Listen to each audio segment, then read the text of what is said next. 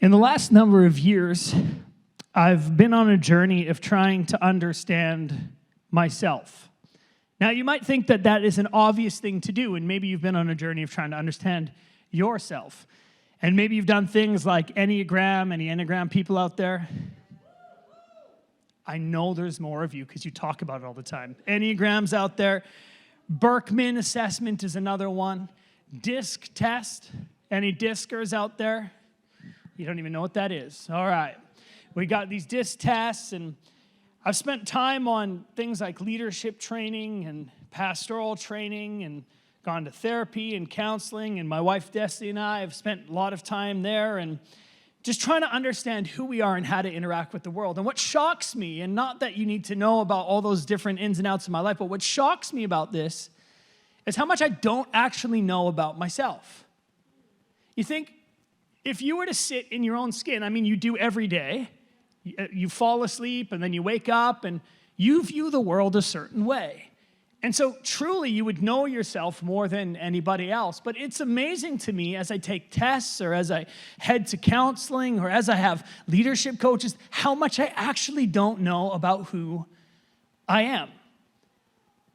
And the reality is that if the more that I mine what's in my life, the more I realize there's more to discover. And so we're talking in this series about how do we discover who we truly are and how God has created us to be in the world. And my hope is that you would look at your life and say, there's probably more to discover about me.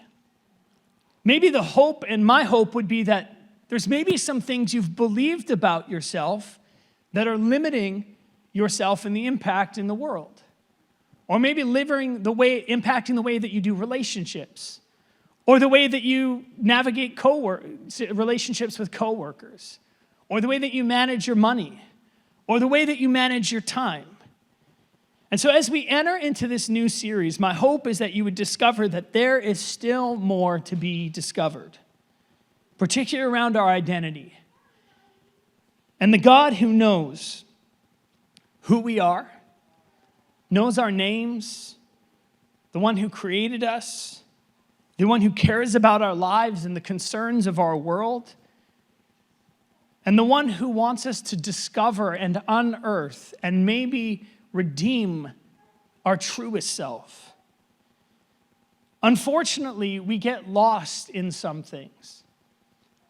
The series is called Lies and Lions for a reason because there's external forces that distort or move us away from certain identities in our life. You see, some of us believe that our identity is found in these three things. Our culture tells us this. Our identity is found in what we accomplished or what we have accomplished.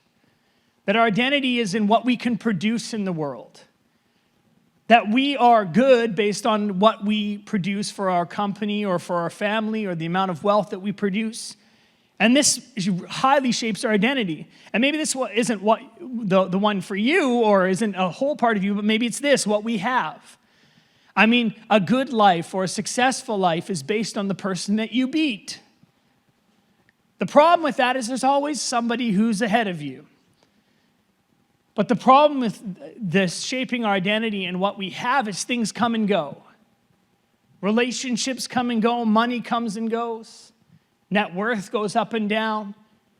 And so does our identity then fall within that? Does it then rise and fall based on what we have?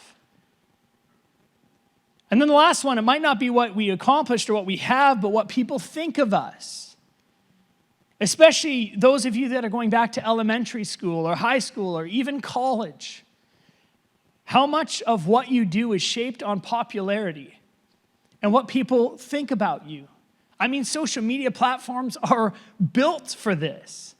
Comparison. Right? I was talking to somebody just a few weeks ago, and I use social media, okay? Particularly Facebook Marketplace. What a great platform. To just look at stuff you're never going to buy and then regret the things you do, right? But I'm a huge social media guy. I enjoy it and I love it. But the reality is I've never felt like better coming off of it. Like I've never felt like, wow, I really understand myself better. Or I love God more. Those aren't things that are produced by social media. What is produced in me is comparison. And there's nothing bad about looking at somebody's photo and liking a photo or commenting. Those are great things that we can do. But when what we think about, what other people think about us begins to shape our identity and becomes one of the key pieces of our identity, what we shape ourselves around are all these external things. And I believe that there's something more meaningful to shape our life around and that God has something better for us. Because what fuels this is the need for affirmation. And we lose ourselves if we desire to be liked, to be praised, and to be admired all the time, and that's what we're shooting for. And we avoid whatever we perceive that people think might dislike us, or make people hate us, or despise us, or be the other. And our desire to be something more causes us to work more, and to get more money, and to accumulate more friends, because this is what it's all about, and this is who I am. And there's nothing wrong with friendships. There's nothing inherently wrong with money. There's nothing wrong with hard work. But at some point, that can't be your sole identity. And at some point, if we're not careful, these things begin to distort and to erode who we truly are. Now, the lions that we're going to be talking about in this series are, yes, literal lions, and that's in the final week, okay? So hopefully you stay with us until the end, part 4. But there's also these external factors that we're going to call lions, like things like popularity or criticism, real violence, physical violence, social isolation, loss, and expectations are a few of these external factors that pressure us and move us away from who we truly are, as well as the lies that we accept and we believe, the lies that move us away from our whole and our truest self, the lies that make us fill in the blanks of you'll never be blank, or you'll always be blank, or you're not blank. And when we accept these, what it does is it erodes our identity and our whole self. And I believe we have a heavenly Father who cares about our lives, that wants us to live into how he created us, and he wants us to understand who he's made us to be. And as we turn our attention over these coming weeks to the book of Daniel and the character of Daniel and his friends, he faces and they face all of these external pressures to be more than what God has called for them to be. To lose their truest self, which is a direct strike at who he is and who God has created him to be in the world. So we're going to enter in this series, and it's a series that we're going to shape through the idea of identity. Now, the book of Daniel is a bit interesting in that it repeats these themes over and over and over again. It repeats themes over and over again, like a staircase. It's kind of like when you ascend a mountain, and I used to be a hiker, but now I just don't like the descent. Maybe it's because I'm 40 and I played too many sports that involve jumping that my knees are just sore. But man, when I descend a mountain, I got that kind of thing going on, and I just don't enjoy it. But when you ascend a mountain and you look back, you get to see the trail. If it's clear enough, you get to see where you've come from. Now, Daniel is very similar in the sense that it repeats themes over and over again because it expects the reader to learn something from the chapter. It expects the reader to look at what just happened and assess. And it repeats it over and over and over again from different perspectives that you might gain more understanding about what happened with Daniel and his friends. It is written as resistance literature, as Daniel becomes the faithful hero with fidelity to God in an inhospitable environment. Just as Shakespeare's Hamlet would have moved its readers, so too the book of Daniel would have brought courage and would have brought an understanding to those who wanted to pursue God, although they lived in environments that people didn't. It would have been a letter or a book that would have been passed around and inspired thousands of people to live within their convictions and live out their values in a world that might have differing ones. And so when we look at the overview of Daniel, it's broken down into two different sections. The first section is biographical, which means that it's all about Daniel and his friends. And so we're going to start in chapter 1 today, and we're only going to spend time in chapters 1 through 6. Not that I wouldn't want to do an apocalyptic series, but chapters 7 through 12 deal with that. And so just to unpack these two different sections of the book, the first section the overarching theme is, what does it look like to serve God or not serve God? And it makes it really clear. So if you're here and you're not a follower of Jesus and you don't really believe in God, you're kind of on that journey, this is really going to help you see clearly two differing points of view. And so what happens is chapters 1 through 6 is what it looks like to serve God or not serve God. And then chapters 7 to 12, the apocalyptic side, is when people choose not to serve God, what happens in their life. And it takes it from a historical perspective. And so we're not going to unpack chapters 7 through 12, but for the next 4 weeks, we are going to be going through chapters 1 through 6. It's written in two different languages, Hebrew and Aramaic, and the book is meant to reveal to us, in a very broad sense, it's meant to illustrate the nature and the blessing of a life lived in faithfulness to God under inhospitable conditions. So for those of you that are new to faith or exploring faith, maybe you're coming back to church, or maybe you're trying to start again, or maybe this whole thing is new to you, I think this is going to give you a great perspective. For those of you who are followers of Jesus, I just want to talk to you for a moment. It seems to me that maybe some of the values and convictions, some of the held beliefs, that it's a little bit less hospitable than it once was. Now, it doesn't mean that we're going to get on some war tirade here, but I think there are some things that Daniel teaches us in his story, convictions to hold to, culturally changing paradigms that Daniel holds to that makes a difference in his nation. And I think in a world where there's a lot of division, a lot of suffering, a lot of pain, a lot of people looking for saviors and outs, I believe that the Christian faith offers something incredible, tangible, and hope-filled. And my hope in this series is that for those of you that choose to follow God, that your courage and your hope and your resolve would be renewed or refreshed or reinvigorated or even fanned into flame. And so we're going to look at Daniel's life, jump right into the book. And my hope is that as we think about identity and the way in which we live in the world that we are in, that we'll be able to live in our convictions and our values, and I believe make a change for the next generation. Daniel 1 starts like this. In the 3rd year of the reign of Jehoiakim, king of Judah, Nebuchadnezzar, king of Babylon, came to Jerusalem and besieged it. And the Lord delivered Jehoiakim, king of Judah, into his hand. A couple of things to note here. Jehoiakim was a long list of terrible kings. They were really bad, really, really, really bad. Actually, there was people in Israel and Judah that wanted to serve God, but the kings didn't, and so things got really bad. And so by the time Nebuchadnezzar actually takes over Judah, they're not a nation that follows God. They've slipped away from that. And Nebuchadnezzar is this incredible military mind. He's known as the military leader of his time.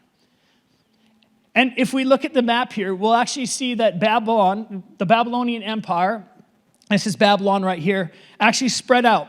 Judah is right here in Jerusalem, and up here would have been Israel, and they would have been one nation under King David. Maybe you're familiar with David and Goliath's story. Maybe you know Solomon. There would have been a united kingdom at the time where Israel and Judah would have been one. Eventually, they fracture and they divide because this is what happens in history, and if you don't know history, this is what happens in nations is they fracture and they divide over time. And so eventually it becomes Israel and Judah until Babylon comes through and just takes over the whole region. And Nebuchadnezzar did this through a number of different methods, and we're going to look at this in the next couple of verses here. But make no mistake that Nebuchadnezzar is an incredible military mind, and he knows how to maintain control and to get power. He's very good at this. And so this is what happens. It actually reveals to us how he does this in the next part of the book. Then the king ordered I actually practiced this all week long. Ashpenaz, chief of his court officials, to bring in the king's services some of the Israelites from the royal family and the nobility. Let's go to the next verse. Young men without any physical defects, handsome, showing aptitude for every kind of learning, well-informed, quick to understand, and qualified to serve in the king's palace. He was to teach them his language and literature, teach them the language and the literature of the Babylonians. Now, there's two things that I want to let you know about here, and they're really important for the rest of the book. There's several aims of what they're doing here. The first is this. It's religious reprogramming. In the language and the literature and in the diet, all of them were a way of surrounding them around a new belief system. The time of day that they ate, the things that they ate, the literature that they read was all 3 years of reprogramming. And it was for a purpose of what is called a brain drain.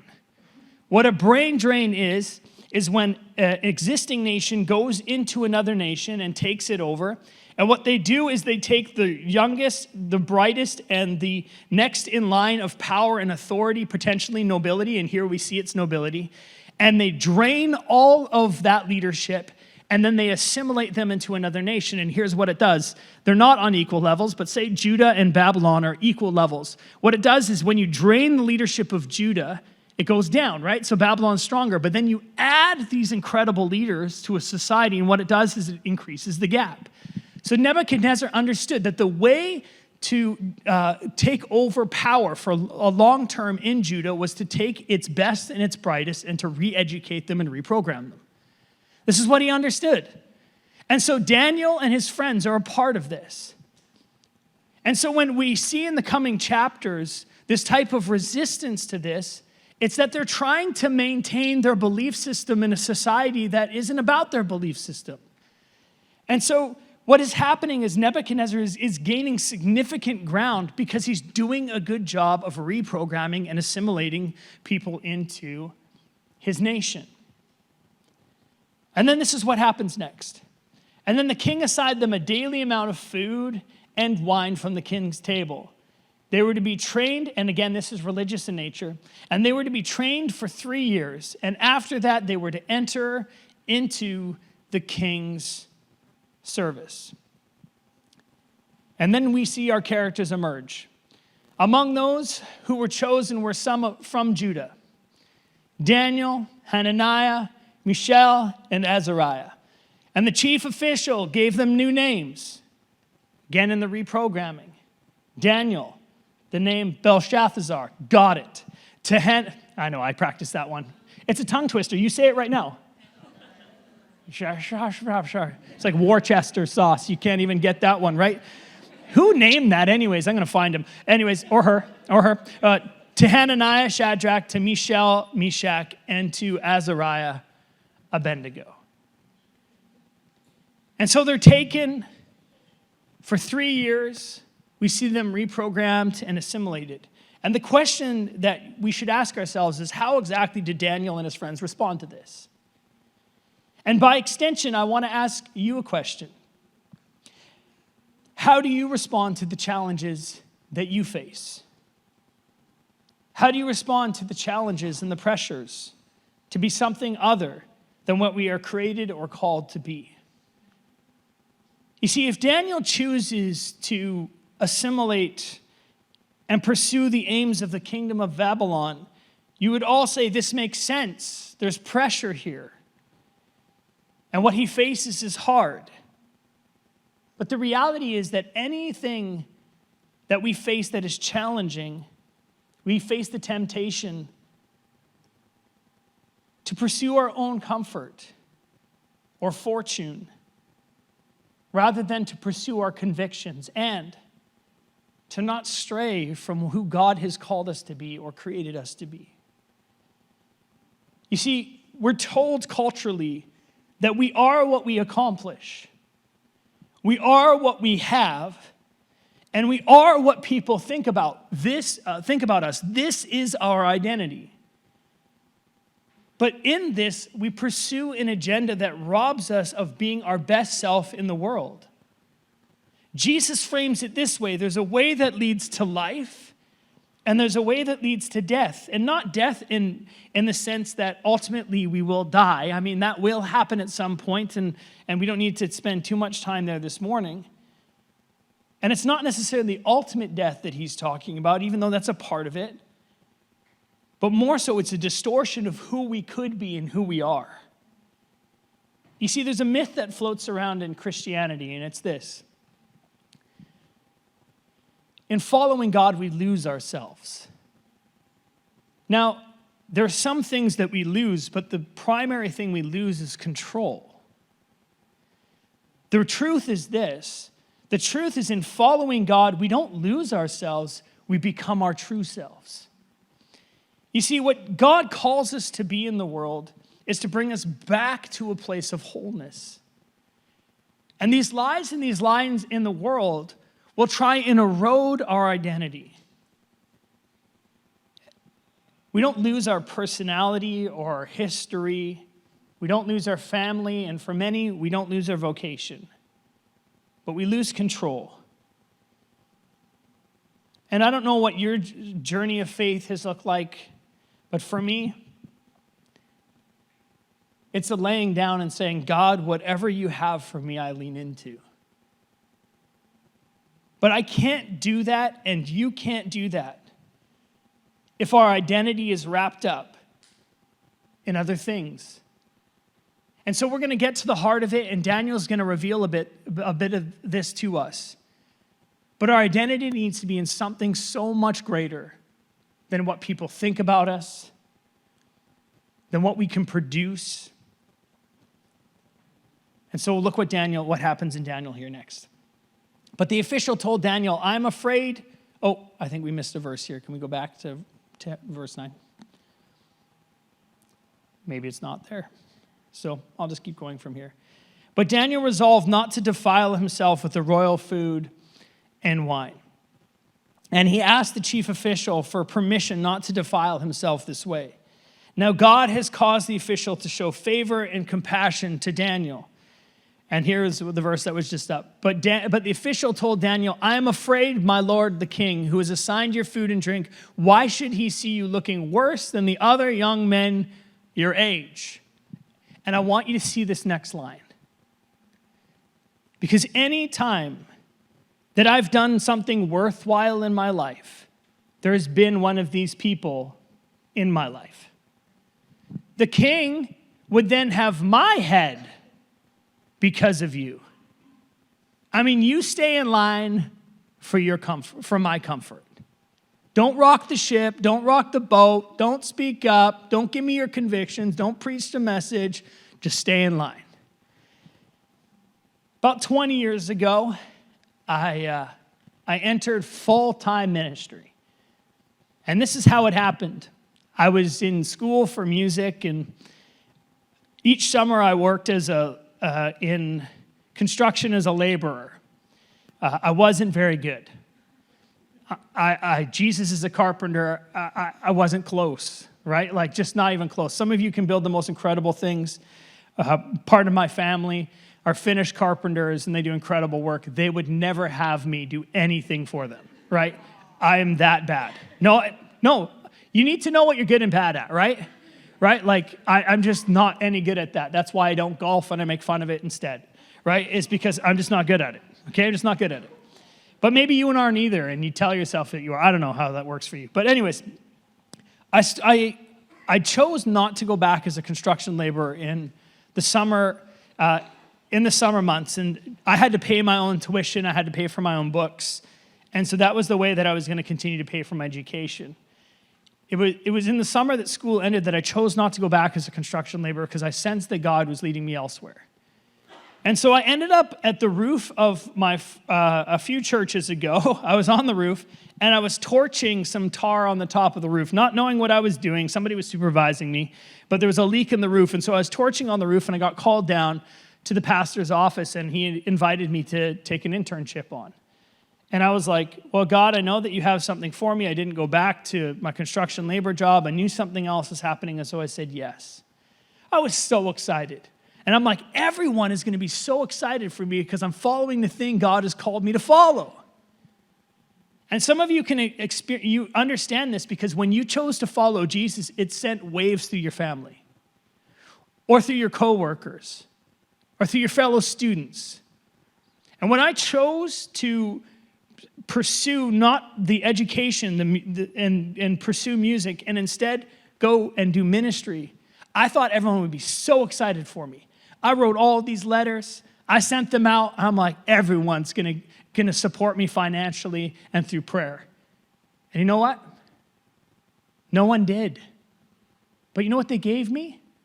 And I'm not saying that there wasn't people in my world that cared and prayed, but the people I sent letters out to, they didn't.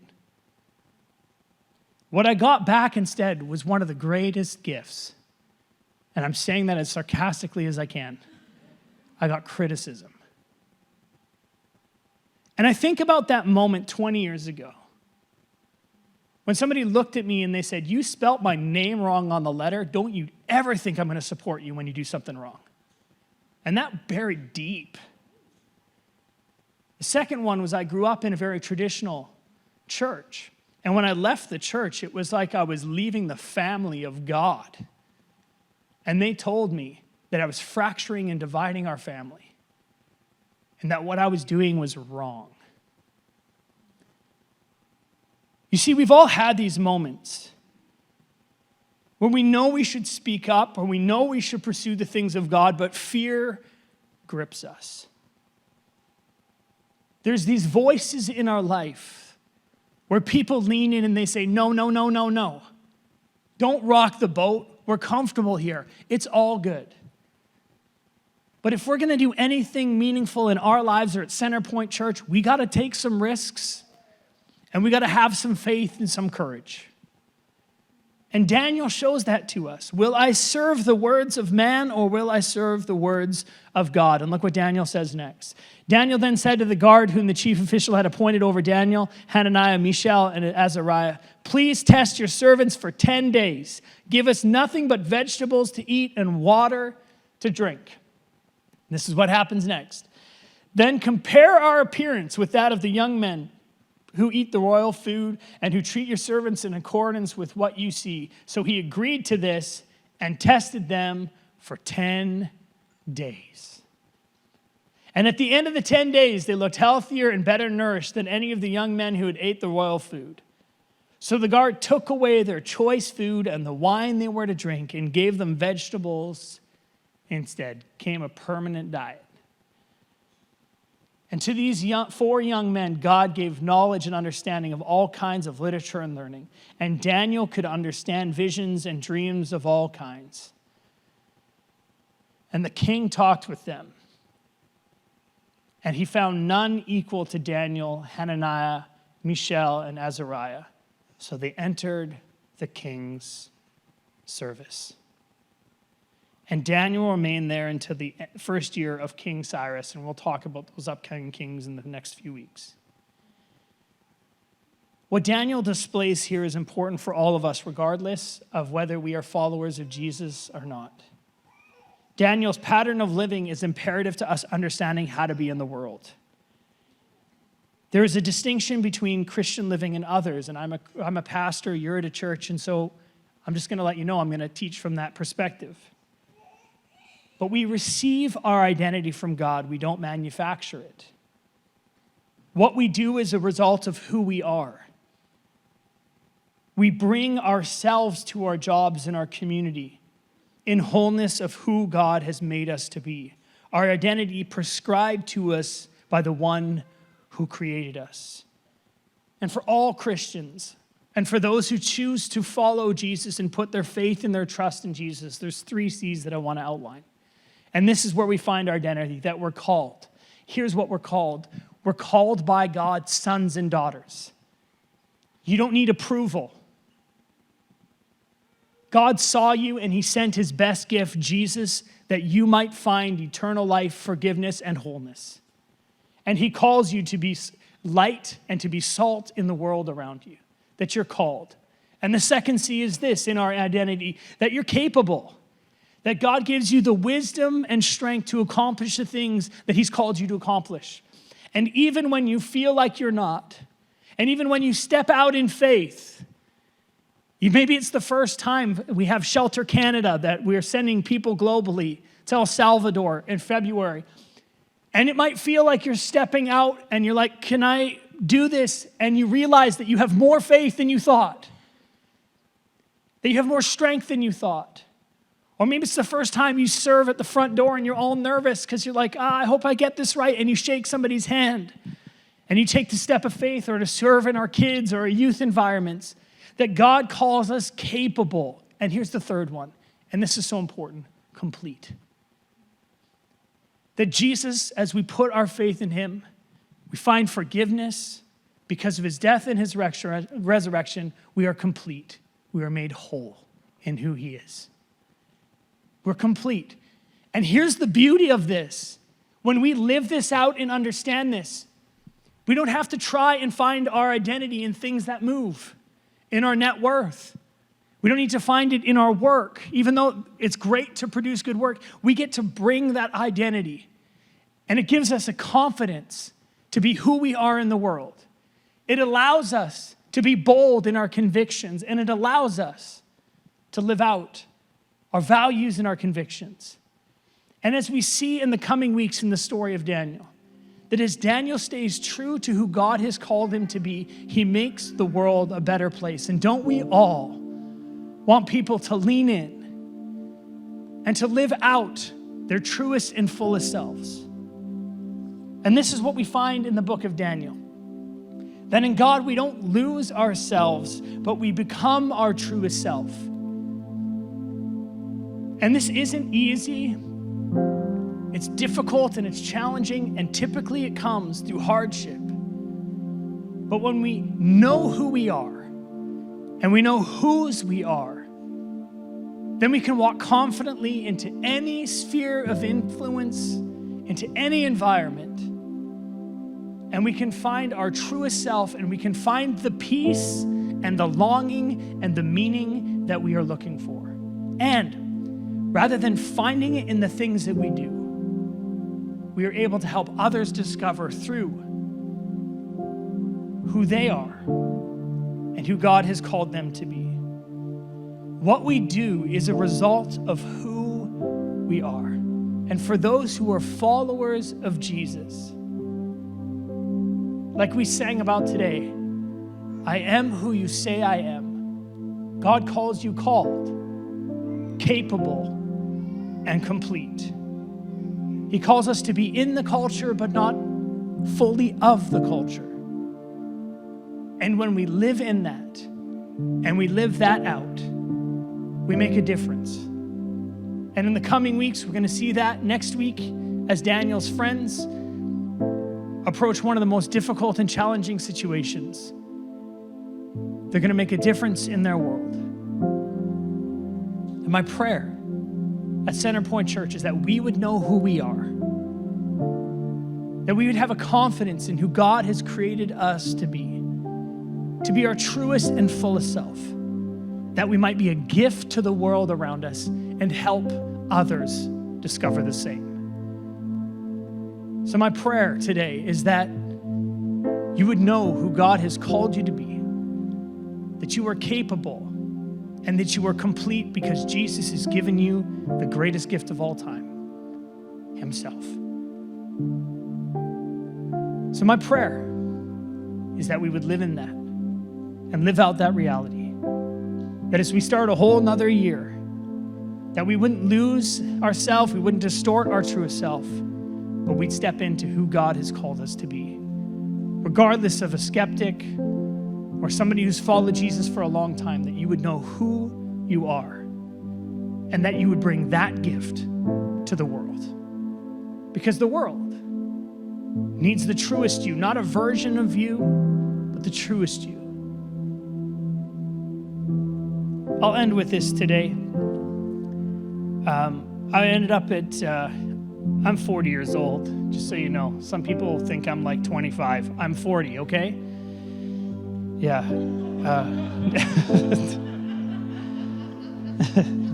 I love you. But we recently celebrated, my wife turned 40 as well. I shouldn't say her age, but she looks 20. And so, but she recently turned 40, and there was a bunch of women that celebrated their 40th. And they're all pretty extra people. And one of the things I said was, we all love your extra. I just want to say today that there might be some of you, and over the coming weeks, that you wished you were maybe somebody else.